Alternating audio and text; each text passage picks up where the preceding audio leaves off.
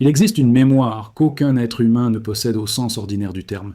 Aucune image, aucun son, aucune scène récupérable, mais qui, selon toutes les traditions contemplatives sérieuses, s'est produite avant qu'une mémoire consciente soit possible.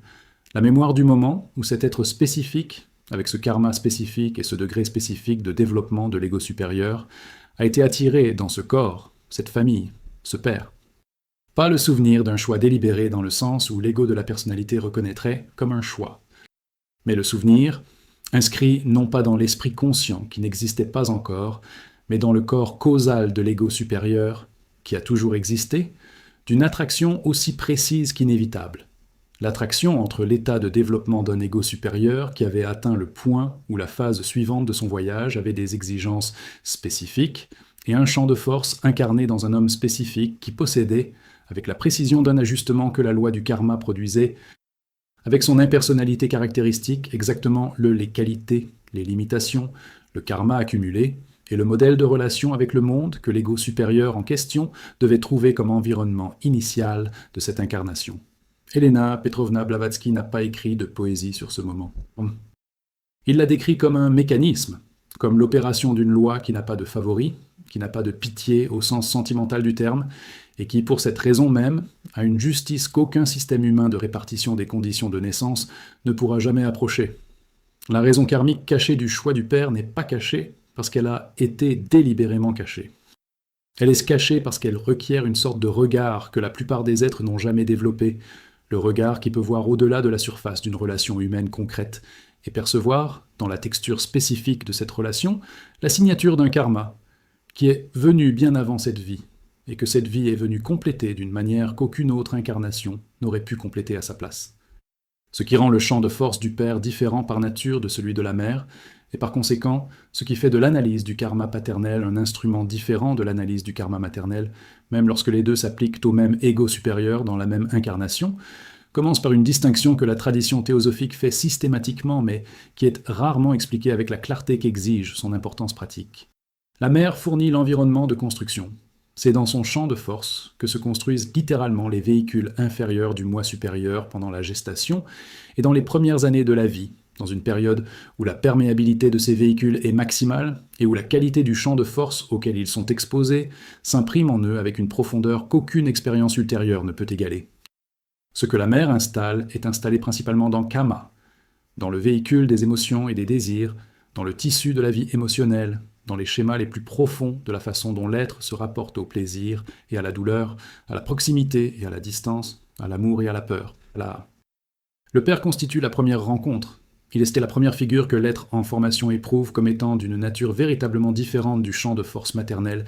comme représentant quelque chose qui dépasse la dyade originelle, comme porteur d'une logique et d'une exigence qui ne s'organisent pas autour des besoins de l'être nouvellement arrivé. Ce que le père installe est installé principalement dans la couche de manas inférieure, qui régule la relation de l'être avec tout ce qui est au-delà de lui-même, la capacité d'agir dans le monde avec confiance en son propre jugement, la capacité de soutenir un effort au-delà du point où le résultat immédiat ne confirme pas la validité de l'effort, la capacité de trouver l'autorité sans s'effondrer sous elle, ni se rebeller contre elle par réflexe, la capacité de créer quelque chose qui n'existait pas, et de défendre ce quelque chose lorsque le monde extérieur le conteste. Kama versus la relation de manas avec l'extérieur, c'est la différence de niveau auquel les deux types de karma opèrent. C'est pourquoi le karma maternel et le karma paternel nécessitent un travail différent pour être véritablement résolus et servir des objectifs de développement qui se complètent sans se chevaucher. Le diagnostic le plus direct disponible sur ce que le karma paternel de cette incarnation a installé, sur ce que l'attraction karmique entre cet ego supérieur et cet homme spécifique est venu produire comme matériel de travail pour la vie, ne se trouve pas dans l'analyse des événements spécifiques de la relation avec le père, bien que ces événements soient des données pertinentes. Elle se trouve dans l'examen honnête de deux questions qui, posées avec suffisamment de spécificité et auxquelles on répond avec suffisamment d'honnêteté, produisent un diagnostic qu'aucune analyse narrative de la relation ne peut égaler dans sa précision. La première question est: quelle est la qualité de la relation que les adultes entretiennent avec leur propre autorité interne, avec le plafond, la capacité de percevoir ce qui est vrai, précieux et nécessaire dans votre propre vie, et d'agir sur cette perception avec suffisamment de cohérence pour que l'action porte de réels fruits dans le monde extérieur, indépendamment de la confirmation préalable d'une figure d'autorité externe? La deuxième question est, quelle est la qualité de la relation que l'adulte entretient avec un effort qui ne produit pas de résultats immédiats, avec la capacité de continuer à travailler dans une direction, alors que le travail n'a pas encore démontré qu'il produit ce qui était attendu, motivé non pas par l'évidence du résultat, mais par la direction interne de l'ego supérieur sur ce qui mérite d'être développé, quel que soit le moment où le monde extérieur reconnaîtra le développement. Ces deux questions cartographient, avec une précision remarquable, le territoire spécifique que forme le karma paternel au cours des années critiques du développement, et les réponses qui émergent lorsqu'elles sont posées honnêtement révèlent, avec une clarté que le récit des événements produit rarement, à la fois les ressources et les limites que le champ de force du Père a installées comme point de départ de cette incarnation. L'ego supérieur qui était attiré par le karma vers un champ de force parentale qui imposait des limitations à ses deux capacités n'était pas attiré vers un karma de privation arbitraire. Il était attiré vers un karma qui rendrait nécessaire de développer ses capacités à partir de ressources véritablement internes, sans le soutien qu'un champ de force paternelle plus favorable aurait fourni comme soutien externe. Et la raison karmique cachée est précisément là, dans la spécificité de ce qui doit être développé. L'être qui développe une autorité interne à partir d'un environnement qu'il a fourni en tant que ressource externe disponible, développe une autorité qui est réelle, mais qui a la limite d'être, dans une certaine mesure, dérivée, apprise d'un modèle qui était disponible, soutenu en partie par la mémoire de la façon dont le modèle l'a démontré. L'être qui développe une autorité interne dans un environnement qui ne la fournissait pas comme ressource externe disponible, et qui a dû la trouver en lui-même parce qu'il n'existait pas de modèle externe fiable sur lequel s'appuyer, développe une autorité de qualité différente, plus fragile au début, plus coûteuse à développer, plus sensible aux pressions que l'absence de soutien externe ne contribue pas à soutenir, mais, une fois véritablement consolidée, plus enracinée dans l'ego, supérieure et moins dépendante des conditions extérieures pour se maintenir. Cette autorité qui s'est forgée sans soutien extérieur a une caractéristique que la tradition théosophique identifie comme l'un des développements les plus précieux qu'une incarnation puisse produire. Elle ne peut pas être enlevée par des circonstances extérieures avec la même facilité avec laquelle peut être ébranlée une autorité qui repose sur des structures extérieures que les circonstances peuvent dissoudre. C'est l'autorité qui sait qu'elle sait, non pas parce que quelqu'un a confirmé qu'il sait, mais parce que le processus de recherche sans confirmation disponible a laissé à l'ego supérieur une expérience directe de l'endroit où il réside et de la manière dont on y accède. L'expérience spécifique de l'abandon paternel, dans sa forme la plus littérale du père qui a quitté la vie de son fils, avant que celui-ci ait la capacité de gérer son absence, ou dans ses formes plus subtiles du père physiquement présent mais affectivement absent, du père présent dans certains domaines mais systématiquement inaccessible dans les domaines dans lesquels le fils avait le plus besoin de contact, est l'une des expressions du karma paternel que l'analyse théosophique éclaire d'une manière qu'aucun autre système disponible n'éclaire avec la même utilité pour l'esprit spirituel. Développement de l'être qu'il fait. L'a vécu. L'abandon paternel produit, dans le manas inférieur de l'être en formation, une impression sur la fiabilité du monde extérieur qui est l'une des plus profondes et des plus résistantes à la dissolution de toutes les impressions que le karma de toute incarnation peut installer. L'impression que ce dont l'être a le plus besoin peut disparaître sans avertissement, sans raison compréhensible, sans rapport avec ce que l'être a fait ou a cessé de faire. Cette impression, que la tradition appellerait la marque du karma d'abandon dans le manas inférieur, produit chez l'adulte l'une des dynamiques les plus conséquentes que le karma paternel puisse créer. La dynamique par laquelle l'être désire simultanément et contradictoirement intensément ce qu'il désire et craint de s'accrocher à ce qu'il désire, car l'impression la plus profonde sur ce qui arrive à ce qu'il désire est l'impression qu'il peut lui être enlevé. Cette dynamique n'est pas une faiblesse de caractère, c'est la réponse rationnelle d'un manas inférieur qui a appris, grâce à l'expérience la plus formatrice disponible, que l'attachement à ce que le monde extérieur offre est dangereux parce que le monde extérieur peut emporter ce qu'il a offert avec la même imprévisibilité avec laquelle le père est parti. Et la raison karmique cachée derrière le karma de l'abandon parental est cette impression que l'être adulte éprouve comme une limitation, cette psychose, le violeur diagnostique comme une difficulté d'attachement, c'est aussi, lorsqu'il est véritablement travaillé, la voie la plus directe disponible pour développer un type spécifique de non-attachement que la tradition théosophique identifie comme l'un des développements spirituels les plus avancés. Non pas le non-attachement par décret philosophique, non pas le non-attachement par suppression du désir, mais le non-attachement qui a émergé de l'expérience directe que l'attachement à ce qu'offre le monde extérieur n'est pas la base la plus sûre disponible, et qui a trouvé, pour cela même, C'est pour cette raison que la tradition appelle l'attachement à l'ego supérieur comme fondement qui ne peut être supprimé. La question de savoir comment le karma paternel spécifique de chaque être se manifeste dans ce que la tradition appelle l'épreuve limite. Le moment où l'être adulte se trouve dans une situation qui l'oblige à aller au-delà de ce qu'il a tenté auparavant, à entrer dans un territoire dont l'issue est véritablement incertaine et où l'échec a des coûts réels, est un territoire diagnostique d'une valeur exceptionnelle, car c'est précisément le territoire dans lequel les impressions les plus profondes du karma paternel deviennent visiblement plus visibles. L'épreuve limite n'est pas une situation extraordinaire réservée aux crises dramatiques. C'est ce qui arrive chaque fois que l'être s'apprête à tenter quelque chose qui dépasse le niveau d'effort que les impressions du karma paternel ont défini comme le niveau d'effort sûr, niveau auquel la tentative n'expose pas l'être à un échec que les impressions du manas inférieur connaîtraient comme confirmation des impressions plus menaçantes que le karma paternel a installées. La réponse automatique à ce moment, l'hésitation, le report, la recherche d'une validation externe avant d'essayer, le besoin de garantir les conditions que le karma paternel a établies comme conditions préalables à la tentative de légitime, est la marque la plus directe disponible du karma paternel encore en vigueur. Et comprendre que cette réponse est la marque du karma parental, et non une évaluation objective des conditions réelles requises par la situation, est ce qui permet à l'être qui la reconnaît comme telle de créer la pause, qui permet à l'ego supérieur d'offrir une perspective différente avant que la réponse automatique ne détermine le résultat. Le père qui a démontré comment franchir le test limite, que le fils a observé à plusieurs reprises, entrant dans des territoires d'incertitude réelle et les parcourant avec une combinaison d'honnêteté sur le risque et de confiance dans sa propre capacité à répondre à l'expérience produite, a installé dans le manas inférieur du fils une impression de ce que contient le test limite, qui est la ressource la plus directement utile pour tout être qui rencontre une situation qui l'oblige à dépasser le niveau d'effort précédemment tenté. Ce n'est pas l'impression que le test des limites est facile, parce qu'il ne l'est pas, et tout parent qui le présenterait comme facile installerait une illusion plutôt qu'une ressource. Mais l'impression que l'épreuve de la limite est franchissable, que l'être qui la franchit n'est pas détruit par ce qu'il trouve de l'autre côté, que l'expérience d'avoir dépassé le familier et d'avoir survécu à ce qui a été rencontré est elle-même le développement que l'épreuve de la limite est venue produire. Le père qui n'a rien démontré de tout cela, qui a systématiquement évité ses propres tests de limite, ou qui y a fait face d'une manière que son fils considérait comme un effondrement, ou qui a fait comprendre à son fils, par la qualité de sa présence, que le monde au-delà du familier était intrinsèquement menaçant, a créé l'impression inverse, que le territoire de l'incertitude est un territoire de danger que la personne prudente évite autant que possible.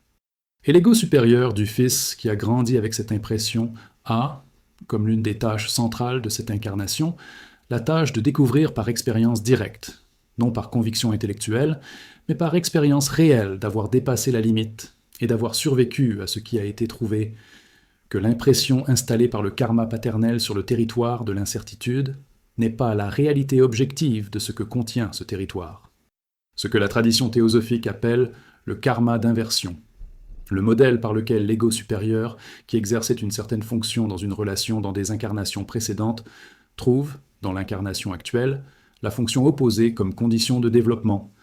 à une expression spécifique dans le karma paternel qui explique l'une des dynamiques les plus fréquemment observées et les moins comprises dans les relations entre parents et enfants. La dynamique de l'enfant qui, dès son plus jeune âge, semble exercer une fonction parentale par rapport à son propre père, qui prend soin du père lorsque le père devrait s'en soucier, qui soutient émotionnellement le père alors que le père devrait être la ressource émotionnelle, qui mûrit prématurément parce que le champ de force du père exigeait que l'enfant grandisse plus vite que ne l'aurait naturellement permis le développement équilibré des véhicules de la personnalité. Le karma théosophique suggère que ce renversement n'est ni un accident, ni la faute du père. Il est souvent le produit d'un karma similaire, partagé dans lequel les positions de soignant et de soin ont été vécues dans des incarnations précédentes, dans des polarités opposées, et dans lequel cette incarnation est venue offrir à l'ego supérieur l'expérience du côté qui n'avait pas encore été complètement traversé. Le fils qui prenait soin de son père dans cette vie était peut-être le père dont il prenait soin dans des vies antérieures. Et ce que cette expérience de prendre soin du père produit dans l'ego supérieur, lorsqu'elle est véritablement intégrée plutôt que simplement ressentie comme une injustice, est une compréhension de la vulnérabilité de la position de pouvoir qu'aucun enseignement théorique sur la nature du pouvoir ne peut produire,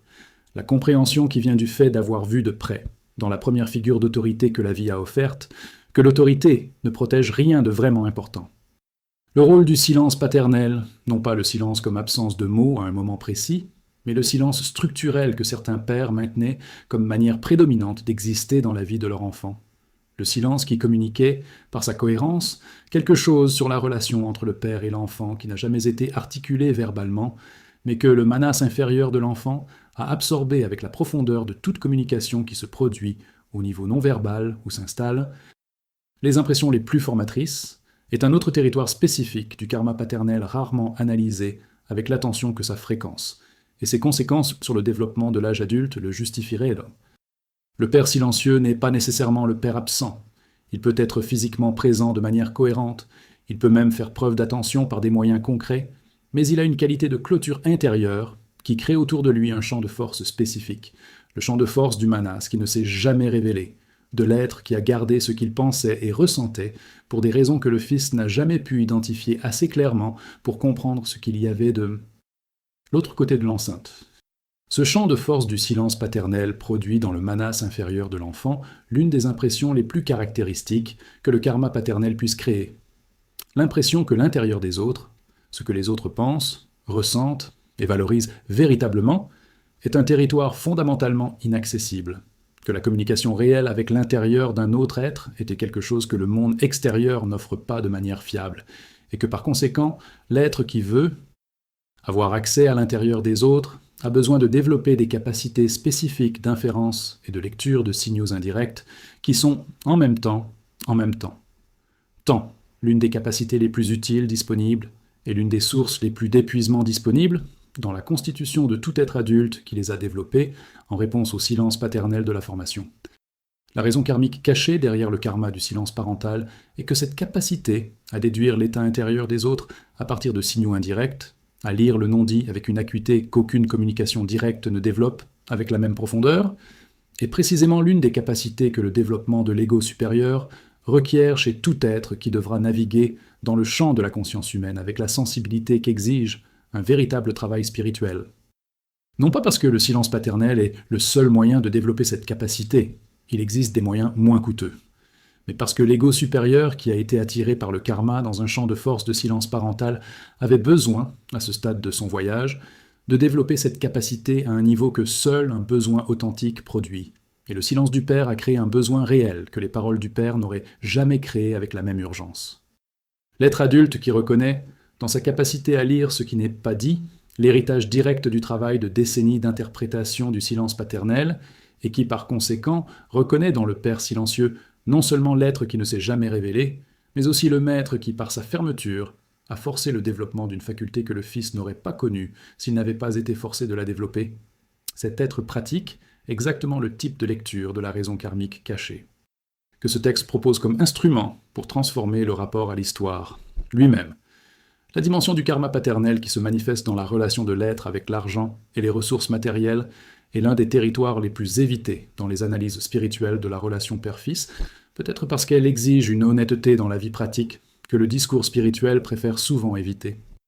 La tradition théosophique ne fait pas cet évitement. Blavatsky a compris que le plan physique est le plan de manifestation, le plan sur lequel le développement de l'ego supérieur devient vérifiable par ses fruits concrets, et que par conséquent, la relation de l'être avec les ressources matérielles est l'un des miroirs les plus directs disponibles de l'état des impressions du manas inférieur, y compris les impressions que le karma paternel a installées sur ce qui est possible, ce qui n'est que simple, l'acide et ce qui est dangereux dans le domaine de l'abondance et de la rareté. Le père qui entretenait une relation saine avec les ressources matérielles, qui les utilisait comme instruments pour ce qu'il valorisait plutôt que de les traiter comme des fins en soi, qui démontrait à son fils qu'il est possible de générer des ressources par un effort véritable, et que les ressources générées peuvent être utilisées de manière à servir le développement et pas seulement l'accumulation, à installer dans le manas inférieur du fils une impression d'abondance qui est le point de départ le plus favorable disponible pour travailler dans ce domaine, l'impression que l'abondance est possible et non menaçante. Le père qui avait une relation problématique avec les ressources matérielles, que ce soit par une pénurie chronique qui a installé l'impression que les ressources sont toujours insuffisantes et que la survie exige une vigilance constante, ou par l'abondance utilisée comme substitut à la présence qui a installé l'impression que l'argent est ce que les parents donnent quand ils ne peuvent pas donner ce dont leur enfant a réellement besoin, ou par une ambivalence qui a traité le succès matériel avec un mélange de désir et de culpabilité qui n'a jamais produit ni la paix d'un véritable renoncement ni la dignité d'une véritable création, a installé dans le manas inférieur du fils l'une des impressions les plus tenaces et persistantes qui soient. Le karma paternel peut créer, car il touche le niveau de la constitution où la survie et la direction par l'ego supérieur sont le plus étroitement liées.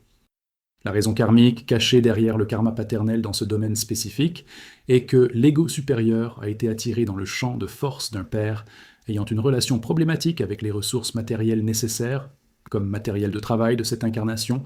précisément pour devoir trouver sa propre relation avec l'abondance et la rareté, à un niveau dont il ne pourrait pas simplement hériter d'un modèle externe fonctionnel. Et ce que produit ce travail, lorsqu'il est véritablement achevé, c'est une relation aux ressources matérielles qui est plus consciente et plus libre que la relation qu'aurait pu produire tout héritage d'un modèle fonctionnel. Une relation qui sait, à partir de l'expérience directe d'avoir travaillé sur des impressions qui n'étaient pas fonctionnelles, quelle est la différence entre l'accumulation qui sert l'ego de la personnalité et la génération de ressources qui sert au développement de l'ego supérieur, entre la rareté comme état de conscience et la rareté comme condition matérielle, qui peut être modifiée par un effort orienté vers l'ego supérieur, entre l'argent comme substitut à la présence et l'argent comme outil pouvant être utilisé avec la même intentionnalité que tout autre instrument de manifestation de l'ego supérieur sur le plan physique. La question du pardon parental, le processus par lequel l'adulte dissout le ressentiment produit par les limitations du champ de force paternelle, de sorte que l'énergie emprisonnée dans ce ressentiment soit libérée pour être utilisée dans le développement de l'ego supérieur, est la question dans laquelle l'analyse de la raison karmique cachée du choix du père a le potentiel de produire la transformation la plus concrète et la plus immédiatement vérifiable dans la qualité de vie de l'adulte.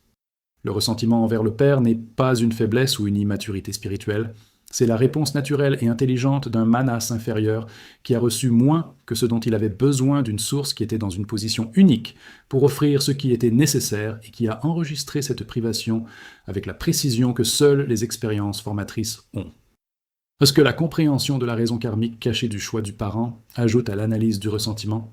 ce qu'aucun autre système de compréhension de la relation parent-enfant n'ajoute avec la même utilité à la dissolution réelle du ressentiment, c'est la perspective qui dissout le fondement le plus profond sur lequel repose le ressentiment. La perspective selon laquelle le parent défaillant opérait lui-même dans les limites de son propre développement de l'ego supérieur avec le karma, que son propre ego supérieur portait de ses incarnations précédentes, avec les limitations que son propre champ de force de développement avait produit en lui, et que par conséquent, il ne choisissait pas plus d'échouer que le fils ne choisissait d'être affecté par ce que le père était incapable d'offrir. Tous deux étaient et sont des égos supérieurs en voyage, à un moment précis de voyage dont l'histoire dépasse de loin ce que toute analyse de cette seule incarnation peut voir. Le père qui limitait était au point de son parcours où sa limitation était réelle. L'enfant qui était limité était au point de son voyage où cette limitation spécifique était précisément ce que le karma avait déterminé que l'ego supérieur devait rencontrer pour que le développement de cette incarnation se produise. Comprendre cela ne résout pas tout immédiatement. Le ressentiment est une émotion réelle, qui habite le corps astral et qui nécessite un réel travail pour se dissoudre, et pas seulement une compréhension intellectuelle de son origine. Mais cela dissout le composant qui maintient la résolution sentiment le plus tenace, l'idée qu'il y avait une injustice qui aurait pu être évitée, que le père aurait pu être différent s'il l'avait voulu, que la privation était un choix personnel, et non l'expression inévitable de l'endroit où le karma de deux égos supérieurs les avait placés au point où ils se trouvaient. Ce que ce texte offre à l'être qu'il a lu jusqu'ici n'est pas un ensemble de réponses sur le karma de son père spécifique. Ces réponses que seul l'être lui-même peut trouver, à travers le genre d'examen honnête de sa propre histoire, qu'aucun texte ne peut faire à la place de ceux qui ont besoin de le faire. Ce que propose ce texte est la carte qui permet à cet examen de produire une véritable reconnaissance plutôt qu'un simple récit de ce qui s'est passé. La reconnaissance que le karma paternel de cette incarnation avait un but que la surface des événements n'a pas révélé, que les limites imposées par le champ de force du Père étaient précisément les limites que le développement de cette incarnation devait trouver comme point de départ, et que les ressources qu'offrait ce même champ de force, bien que d'une manière que l'adulte ne reconnaît souvent pas comme des ressources parce qu'il les a vécues comme étant naturellement les vôtres,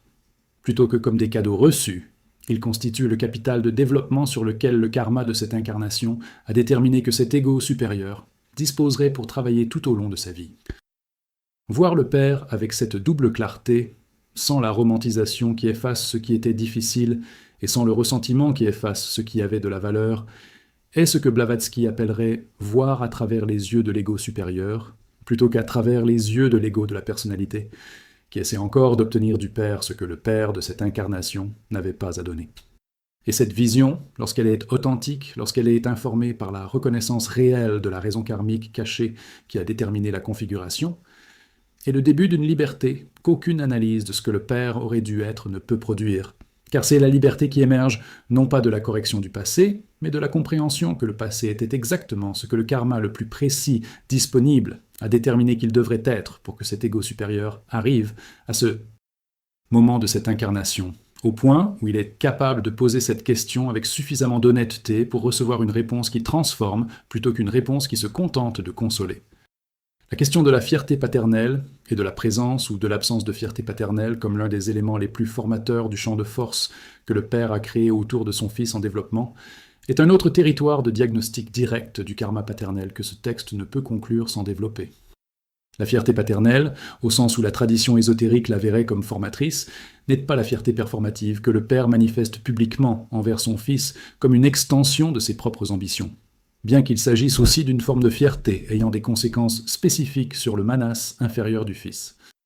C'est la véritable fierté que le Père ressentait et communiquait, dans la qualité de son attention et de sa présence, lorsque le fils était véritablement lui-même. La fierté qui reconnaissait non pas le fils comme une projection des attentes du Père, mais le fils comme un ego supérieur avec une nature qui méritait d'être reconnue pour ce qu'elle était, que cette nature corresponde à ce que le Père avait attendu ou désiré. Cette véritable fierté, qui communique au Fils que ce qu'il est, par nature, a une valeur réelle, et pas seulement ce qu'il produit en réponse aux attentes du Père, est ce qui installe dans le manas inférieur l'impression la plus libératrice que le karma paternel puisse offrir. L'impression qu'être véritablement soi-même suffit, que l'ego supérieur que l'on est a de la valeur indépendamment de la confirmation extérieure, que l'authenticité est un instrument pour naviguer dans le monde extérieur, et non un obstacle à tempérer par la conformité à ce que le monde extérieur apprécie. Lorsque cette véritable fierté était présente, même si elle était intermittente, même si elle était mélangée à des attentes et des limitations qui faisaient également partie du champ de force paternelle, elle laissait une impression sur le manas inférieur du fils, qui fonctionnait tout au long de sa vie adulte comme une racine qui soutient son être lorsque le monde extérieur ne confirme pas ce qu'il est. Lorsque cette véritable fierté était absente, lorsque le Père était incapable de voir le Fils comme un ego supérieur doté d'une nature qui lui est propre, mais seulement comme une projection de ses propres attentes, ou comme un être qui n'avait pas encore réalisé ce que le Père attendait de lui, le manas inférieur du Fils développait, en réponse adaptative à cette absence, l'un des modèles les plus courants et les plus conséquents que le karma paternel peut produire chez l'être adulte. Le modèle de recherche dans le monde extérieur de la reconnaissance que le Père n'a pas offert, de traitement le succès et l'approbation externe comme les validations qui prouveront, rétroactivement, que ce qu'est l'être a une valeur réelle. Ce modèle, que la tradition théosophique considérerait comme l'expression directe d'un manas inférieur. Celui qui essaie encore de résoudre dans le présent un besoin créé dans le passé a la particularité de ne jamais produire la satisfaction promise, car le besoin n'était pas de succès extérieur ou d'approbation extérieure. Il s'agissait de la reconnaissance de l'ego supérieur en tant que tel. Et aucun succès extérieur ne peut fournir cette reconnaissance de manière à saturer le besoin, car le succès extérieur confirme ce que l'être produit et non ce qu'il est. Comprendre cette distinction entre la reconnaissance de ce que l'être produit et la reconnaissance de ce qu'il est, et identifier lequel des deux le champ de force paternelle a installé comme forme de reconnaissance que l'être adulte recherche dans le monde extérieur, est l'un des exercices permettant de diagnostiquer le karma paternel ayant le plus grand potentiel de transformation pour la qualité de la vie quotidienne de l'adulte. Le lien entre cette quête de reconnaissance paternelle par le succès extérieur et ce que la tradition appelle le développement de la compassion active,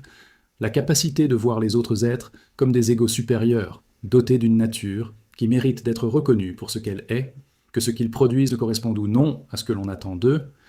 est l'un des liens les plus beaux et souvent invisibles que révèle l'analyse du karma paternel. L'être qui a véritablement travaillé sur l'absence de reconnaissance paternelle, qui a parcouru le processus de compréhension du karma paternel avec l'honnêteté et la persévérance que le processus exige, développe souvent, grâce à ce travail, une capacité spécifique à reconnaître l'ego supérieur chez les autres que peu d'êtres qui n'ont jamais fait ce travail développent avec la même qualité. La capacité de voir en chaque être, indépendamment de ce qu'il produit et de la manière dont il se présente au monde, l'ego supérieur dans un voyage qui mérite d'être trouvé comme tel. Cette capacité est un karma paternel non seulement résolu, mais transformé en don. La transformation de l'absence de reconnaissance reçue en capacité d'offrir la reconnaissance, qui était absente, d'une manière qui honore à la fois le voyage de l'être qui a traversé l'absence et le voyage des êtres qu'il rencontre tout au long de la vie et qui ont besoin d'être vus avec les yeux que le karma paternel de cette incarnation, honnêtement travaillée, a fini par développer avec une profondeur que la reconnaissance paternelle automatique n'aurait jamais produite avec la même qualité. La dimension temporelle du karma paternel, ce que la tradition théosophique appelle le karma de l'héritage des incarnations, la qualité spécifique de ce que deux égos supérieurs ont accumulé au cours de multiples vies de contact et qui détermine le modèle de reconnaissance et de conflit, que la relation de cette incarnation commence avec une charge d'histoire que l'incarnation actuelle n'a pas produite seule, et le territoire qui explique le plus directement l'intensité spécifique que la relation avec le Père a pour chaque être, indépendamment de ce que justifieraient objectivement les faits de cette incarnation. Pourquoi certains êtres ressentent-ils une admiration pour leur Père qui dépasse ce que mérite objectivement le Père de cette incarnation? Pourquoi les autres ressentent-ils un conflit qui dépasse ce que les actions du Père de cette incarnation peuvent pleinement expliquer? Pourquoi la relation avec le Père a-t-elle, pour certains êtres, une qualité d'inévitabilité et d'urgence qu'ils ne retrouvent dans aucune autre relation? Et pour d'autres, elle a une qualité d'étrangeté qui fait qu'il est difficile de sentir que cet homme spécifique est réellement le Père, même si la biologie le confirme ou non. La réponse qu'offre la tradition théosophique est cohérente. L'intensité de la relation avec le Père, dans n'importe laquelle de ces directions, est proportionnelle à la profondeur du karma partagé que les deux égos supérieurs apportent des incarnations précédentes. L'intensité n'est pas seulement un produit de cette incarnation, c'est le résidu émotionnel et karmique de modèles qui ont été établis dans des relations antérieures et que la relation père-fils de cette incarnation est en train de compléter, de résoudre ou de créer dans de nouvelles conditions que le karma a identifiées comme les conditions nécessaires pour la prochaine étape d'un processus que les deux égos supérieurs développent au cours d'un voyage qui dépasse toute vie individuelle. Le Père que l'être a l'impression de connaître d'une manière qu'il ne peut expliquer au fil des années de cette vie, dont les schémas et les réactions semblent plus familiers que la durée de cette incarnation ne le justifierait, dont l'être reconnaît les qualités et les limites d'une manière qui a plutôt la qualité d'une reconnaissance que d'une découverte, est souvent le Père avec lequel le karma le plus long et le plus dense a été tissé, le Père avec qui il y avait dans les incarnations précédentes des modèles de relations si intenses et si formateurs que la familiarité a survécu à la mort et à la naissance et se manifeste dans la relation de cette incarnation comme une profondeur de connaissance mutuelle préalable à toute expérience de cette vie. Ce karma long et dense ne signifie pas nécessairement la relation facile. Elle peut inclure des schémas de conflit qui ont été si intensément établis dans des vies antérieures qu'ils réapparaissent dans celle-ci avec l'automaticité de schémas que le manas inférieur reconnaît sans que la conscience de cette incarnation ait accès à l'histoire qui les a produits. Mais cela signifie que la relation avec ce Père a un poids spécifique qui la distingue des autres relations. Le poids de deux voyages de l'ego supérieur qui sont entrelacés à un niveau que l'analyse pure de cette incarnation ne peut pas complètement démêler et qui nécessite précisément le genre de perspective qu'offre la raison karmique cachée du choix du Père lorsqu'elle est véritablement comprise. Ce qui arrive au karma partagé avec le Père à la fin de cette incarnation, quel est l'état dans lequel les deux égos supérieurs quitteront la relation lorsque la mort du corps de cette incarnation interrompt le contact direct, est déterminé dans une large mesure par ce que l'être fait avec le karma paternel pendant le temps dont dispose encore cette incarnation. Le karma qui a été travaillé, honnêtement compris, intégré suffisamment profondément pour que les impressions limitantes dans le manas inférieur aient été véritablement modifiées par l'expérience d'agir à partir d'un niveau qui les transcende, est un karma qui n'a pas besoin d'être réincarné dans les mêmes conditions. C'est le karma qui a été achevé au niveau où il devait l'être, et que l'ego supérieur portera dans les prochaines incarnations, non pas comme un modèle en attente, mais comme un développement consolidé qui sert de base au prochain niveau de développement. Le karma non travaillé, que l'être porte encore dans le manas inférieur, comme les impressions que le champ de force paternelle a installées, sans avoir fait le travail de les examiner, de les comprendre et de les modifier par l'expérience directe d'agir au-delà d'eux, et le karma que l'ego supérieur gardera en attente pour les prochaines incarnations, où il trouvera les conditions que le karma déterminera comme les plus appropriées pour que puisse être achevé le travail que cette incarnation n'a pas accompli. La loi ne punit pas ce non-accomplissement, elle crée simplement les conditions qui rendent possible l'achèvement de la prochaine étape du voyage. Mais l'être qui comprend ce mécanisme a une motivation spécifique pour faire le travail maintenant. Non pas à cause d'une pression extérieure, non pas par peur des conséquences de ne pas le faire, mais à cause de la véritable compréhension que le travail qui est fait maintenant, dans cette incarnation, avec le karma parental que cette incarnation a spécifiquement offert comme matériel de travail, est le travail qui sert le plus directement l'ego supérieur, au point exact où se trouve le voyage de cet ego supérieur à ce moment. Blavatsky a conclu ses analyses plus approfondies du karma, non pas avec des promesses de délivrance faciles, mais avec ce qu'elle appelle la perspective de l'étudiant authentique, la perspective de quelqu'un qui a suffisamment compris le mécanisme de la loi pour reconnaître que ce qui semble être un fardeau est un instrument, ce qui semble être un obstacle est un matériau avec lequel travailler, et ce qui semble être une injustice est la plus haute précision disponible, opérant de telle sorte que l'horizon d'une seule incarnation n'est pas assez long pour en voir toute l'étendue. Le père rencontré à la naissance n'a pas été choisi pour produire le bonheur, même si le bonheur pouvait faire partie de ce que la relation offrait. Il n'a pas été choisi pour produire de la commodité, même si des moments de commodité ont pu exister. Il a été déterminé par le karma le plus précis disponible, le karma qui inclut toute l'histoire des deux égos supérieurs dans toutes les incarnations dans lesquelles ils ont été en contact, le karma qui sait ce que la prochaine étape du voyage de l'ego supérieur de l'enfant exige avec une précision qu'aucune planification consciente ne pourrait égaler, pour produire précisément les conditions qui rendent possible le développement que cette incarnation est venue accomplir. Et ce développement, quelle que soit sa forme spécifique, quel que soit le domaine de constitution dans lequel il se produit, quel que soit le coût du karma paternel nécessaire pour le rendre nécessaire, est le seul résultat de cette vie que l'ego supérieur portera au-delà de la mort du corps, comme contribution spécifique de cette incarnation au voyage plus long, qui est ce qui persiste véritablement lorsque tout le reste que contenait l'incarnation a été laissé derrière lui. Ce que ce texte, lu avec la volonté qu'exige une connaissance véritablement transformatrice, la volonté d'être confronté à ce qui est au lieu de ce que l'on préférerait qu'il soit, ouvre à l'être qui a atteint ce point n'est pas une réponse sur son père spécifique. C'est une ouverture dans le récit que l'ego de la personnalité avait construit sur la relation avec le père, une ouverture suffisante pour que la perspective de l'ego supérieur puisse entrer et offrir ce qu'elle seule peut offrir. Le moi de la personnalité construit des récits sur le père qui remplissent une fonction spécifique et nécessaire, la fonction de maintenir la cohérence de l'identité que l'ego a construite à partir, avec et contre le champ de force paternelle. Ces récits, qu'il s'agisse du récit du père héros, du récit du père méchant, ou du récit plus courant et plus honnête, qui inclut des éléments des deux, et qui reconnaît que le père était un être humain complet, avec de réelles qualités et de réelles limitations qui remplissaient de réelles fonctions dans le karma de cette incarnation, sont réels dans le sens où ils décrivent des expériences qui se sont réellement produites, et ils sont limitatifs dans le sens où ils décrivent ces expériences à un niveau qui n'a pas accès à ce que la raison karmique cachée révèle sur pourquoi elles se sont produites, sur qui étaient tous les deux égaux, supérieurs avant cette incarnation, et sur ce que la loi essayait de produire en les réunissant dans cette configuration spécifique du Père et du Fils.